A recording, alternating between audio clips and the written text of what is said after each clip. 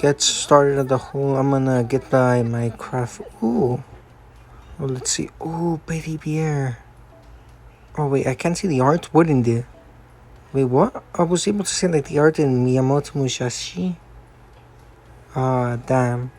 Let me check the other ones. Okay. Okay. Oh, Sasaki Kojiro. Mashu. Da Vinci. Hmm.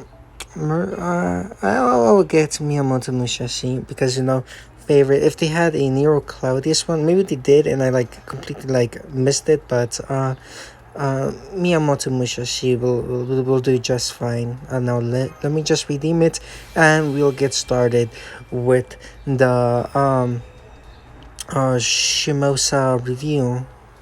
Oh, nice craft essence. Let's go. Anyways, we're back. Finally, the review of Shimousa. So my thoughts on Shimousa. I think it's probably my favorite Singularity. Maybe I'm a little bit biased because Miyamoto Musashi was there, and out of all like the Fate characters, first it's Nero Claudius, then Miyamoto Musashi. It's like a close tie for first between Miyamoto and Nero Claudius. Then it's Jean d'Arc Alter, and those are like my like a top three favorite if Fate female characters. But overall, I really did enjoy the Singularity. The Singularity started off like you're like sleeping, and since you're sleeping, you like get transported into like Shimosa, or into like this like, yeah, basically Shimosa, but like in an island.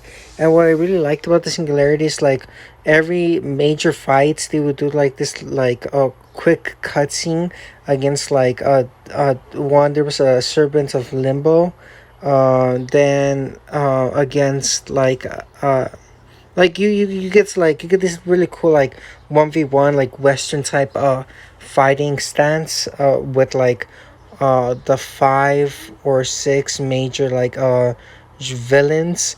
One that I did remember, his name is besides the Serpent of Limbo, Sasaki Kojiro, with like the same with like Record of Ragnarok. But I think I kind of prefer Sasaki Kojiro's design in Fate than in Record of Ragnarok. But I think my Record of Ragnarok Sasaki Kojiro would beat the absolute fuck out of the Fate Sasaki Kojiro. Anyways, I'm not here to talk about Record of Ragnarok. I'm here to talk about Shimousa. Really liked it. So like when you start off, you get since you're sleeping, you like teleport into Shimosa, and then you meet Miyamoto Musashi, and then you're like, Miyamoto Musashi is like, when you meet her, she's still trying to like fix or like craft or perfect her craft. And then also you would get like glimpses like I guess also Miyamoto Musashi, but like she's in the cave, telling like giving us like dialogue. So you basically get dialogue from Miyamoto Musashi like later on in her life, and then also you get to experience Miyamoto Musashi in present day. The one thing I didn't like about the Singularity was that sometimes they would force you to use Miyamoto Musashi. I mean, I understand why they will like they make you use her because the story basically kind of revolves around her and like mastering or reaching enlightenment at towards the end to master like her like craft. So I do understand why they would make you use her, but sometimes they'll make me like kind of like eh. Um, One of my favorite parts in the story is when man, I remembered his name and I forgot. But I was like, when I first saw him, I was like, hey, yo, is this Shiro? But I forgot what his name was actually in the story. But he makes like this blade that Miyamoto Musashi like uses. And then he finally makes like this blade because Shiro's, or the person that inhabits Shiro's body, I forgot his name. I think it's like Nomura. I think that's his name.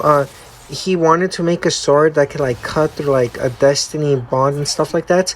So he made another sword, which is one of the five swords Miyamoto Musashi uses.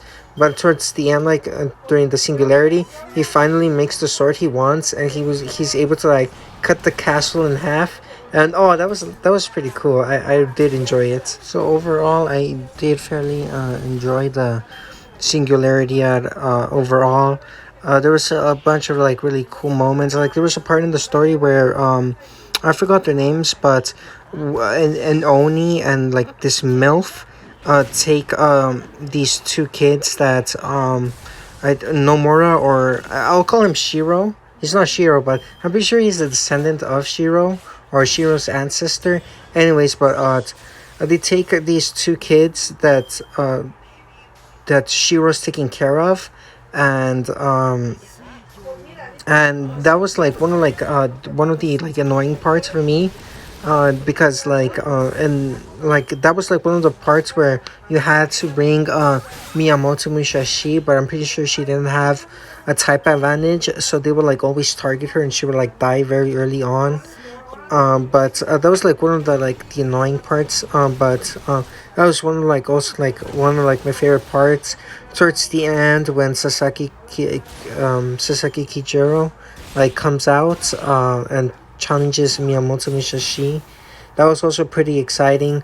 And when Miyamoto like finally gets like third skill, or and like slash reaches enlightenment, that was pretty cool. Um, that was pretty cool, like that when she got her enlightenment and her third skill, because like throughout the whole like journey, almost towards the end, Miyamoto only had two skills, which is one where like where it like ignores invincibility, and it like boosts her buster cards, and her like first skill, I forgot what it actually does, but it like makes like her like damage a bit like stronger. But I did really enjoy it, and being able to play with Miyamoto Musashi, like throughout this whole like singularity, like it really makes me kind of sad that I wasn't able to pull her when she came out in her banner. That's like the only thing that bumps me out, that I get to play with Miyamoto Musashi, but I don't really have her. But I really did enjoy it. I really did enjoy the singularity. There was like what one. There was like one. So it was like the servant of Limbo, then this like assassin woman that controlled snakes, then the MILF and the other Oni. Then you had like the headmaster of the castle who ended up being a villain. Then I forgot what his name was, but in the story he was a Christian, or he was like a leader of the Christian, and in his singularity, um, the church or people would kill the Christians, so he traveled to this singularity to like kill them. He was the main villain, and then the demon god, you know.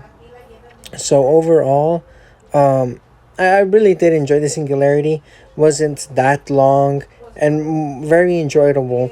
If I have to say, maybe it's Shimosa's probably my top three, or it's my number one favorite story. Because I think, uh, like Camelot is really good, and also Babylonia, but it's between Camelot. I know Babylonia is like a close second. It's a second.